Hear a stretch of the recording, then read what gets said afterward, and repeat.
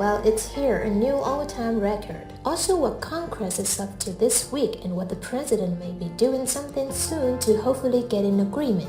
I have a bunch of updates for you in this video. Let's get right into it. Over the past couple of weeks, I've been giving you a few updates on these trucker convoys right here in the United States. Yesterday, the People's Convoy arrived in DC. According to what I was finding, they were driving some laps around the DC corridor, and it sounds like they're also convening at a racetrack about 70 miles away. Now, the plan was to arrive on March 6th. They're there and love to see if anything comes out of this, but they're officially done anyway.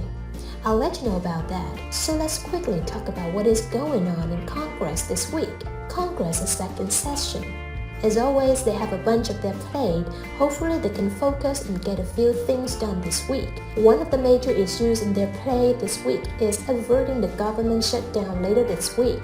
By the end of the day on Friday, if they do not have an agreement of some kind, either short-term or long-term, we could potentially be looking at the government shutdown. About 3 weeks ago, we did actually fund the short-term continuing resolution to keep the government funded for 3 weeks because they were very confident that they would have a long-term resolution, the $1.5 trillion spending bill in place by their deadline of Friday. However, they don't have it done. I think all of us are really surprised and shocked right now.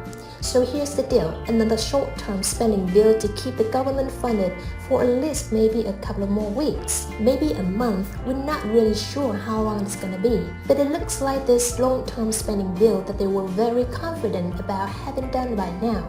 So they could pass it by Friday. Probably it's not gonna be done. It is a $1.5 trillion spending bill that they have to keep the government funded through the rest of the fiscal year, which happens to be September 30th.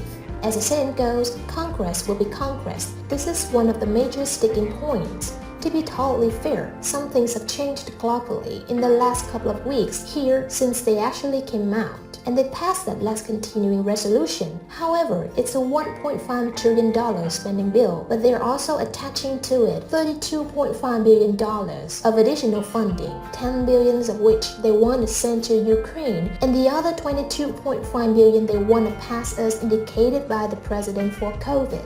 Here's the problem. A lot of lawmakers are coming out right now saying, not a chance. We're not spending $22.5 billion on COVID. We need to actually have an itemized report of exactly where the funding went for COVID last year because a lot of money went unaccounted for and we don't know where it went.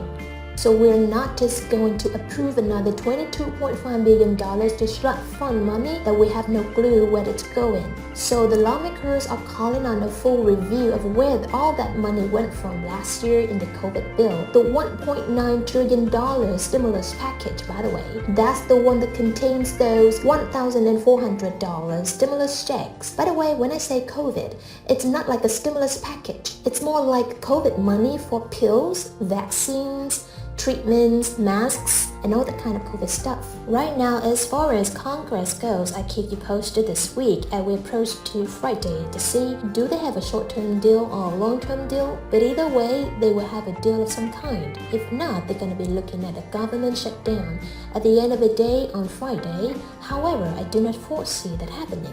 I foresee them coming forward with at least short-term bill. But seriously, they gotta get something done here already. The beginning of the fiscal year started on October 1st. We've been kicking the can down the road for how many months is that even now? Seriously, it's been a lot of months now here that we've just been kicking the can around doing it. Nothing, just extending it. Alright, let's quickly talk about the president here for a minute and something he's maybe doing going forward.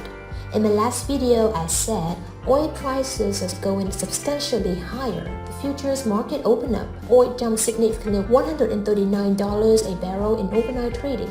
That's huge. It dropped back down to about $120 a barrel today. But my point is, this is very big here going forward. I guarantee it tomorrow this week, we'll be seeing record gas prices for 1 gallon of gas right here in the United States at $4.10. The last time we were this high was in 2008 after the Katrina hurricane. And according to what we're seeing here, this is just the start of it. and it's going to be going much higher. However, because Congress and the administration are talking about this potential embargo on Russian oil here in the United States, I think all of us can probably find new places where some oil can come from. However, the president apparently is entertaining the idea of going to Saudi Arabia and meet the prince there to actually discuss some oil pricing and see if they can come together on the deal of maybe pumping more oil, and which would ultimately more supply means outstripping some of that demand, and therefore prices would go down. According to what I was reading, they were saying in the next few months oil prices are going higher. Today we need action now. So I'm not really sure why there would be a delay to go in a few months. However, here's what's interesting at this time. Canada, our neighbor just the hub, is actually reaching out and say, hello, we're Canada and Alberta right here. We have a ton of oil and we can send you 1 million barrels of oil every single day if you like. We love to talk, we love to negotiate. But it looks like the administration is just kind of brushing off Canada. Why would we sidestep Canada when they are so close and we can get the oil relatively quickly? But rather we have to go halfway around the world to find oil in Saudi Arabia. Even Elon Musk, the richest person in the world, the guy behind Tesla electric vehicles, has nothing to do with oil, but they don't really want to do that. It's kind of a big ticket item right here that we're talking about what to see if Biden ever comes together. But we have the resolution right here under our own feed right here in the United States. But yet it doesn't really seem that they have any interest in tapping into our own reserves that they already have in place. At the same time, we gotta go across the world and try to find it from other foreign countries. Seems like we're complicating things more than it really needs to be, but that's kind of a situation we're living in right now. There are things changing so incredibly fast right now, but I hope you were able to fill up your car with gas here over the past couple of days. Now let me give you one quick side note. Just yesterday alone, the national average of 1 gallon of gas was $3.92, and today $4.10. It went up 18 cents in one day. Historically, that is epic. That is like probably one of the biggest single-day moves in gas prices. One more thing I want to mention too, apparently, this whole Russia and Ukraine situation right now is putting massive strings on the world and the global food supplies, which is not a good thing. Russia and Ukraine, they actually produced a huge portion, like 1/3 of the amount of wheat and barley produced in the world. We all need food. That's going to be kind of scary situation going forward. We cannot sacrifice global food supplies. There's a lot changing right now, and we've got to step off the grid a little bit and watch all of this, because everything happening globally right now is going to impact us. And regardless of what goes on, I'll still be here for you with these daily updates. So please enjoy your day, subscribe down below if you haven't done so yet. Feel free to share the video with your friends, family, and social media. Enjoy, and I'll catch you guys later in the next video.